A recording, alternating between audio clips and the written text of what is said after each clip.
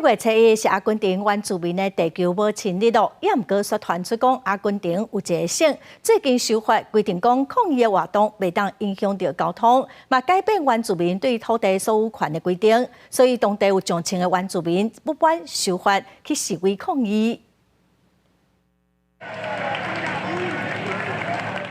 就像个对乌乌遗省内的原住民代表，拄了摕标语画口号，嘛以各部落祈福的仪式来表达因对省政府修改升级宪法的不满。实施联邦制的阿根廷，除了联邦宪法，各省拢有家己的宪法。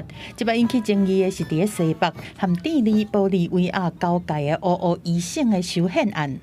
6月通过修正案条文，除了规定真正抗议活动袂当阻断街仔路的交通，嘛改变土地所有权的相关规定。因为阿根廷和隔壁的玻利维亚、智利三国交界的锂矿量是占全球一半以上，互叫做是锂矿铁三角。伫电动车即马当在穿的时阵，锂矿对各国来讲都是金鸡母。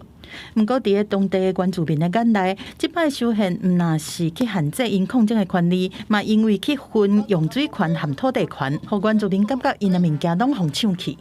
La provincia de Jujuy quiere regular todo el agua de Jujuy, ya sea el agua natural, el agua vírgenes que salen en los manantiales. ¿Por qué? Porque obviamente las multinacionales consumen mucha cantidad de agua. Para sacar 1 kilogramo de litio se consume 20.000 litros de agua.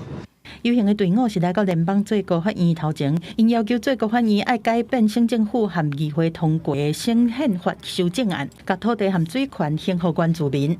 公司新闻7家人编译。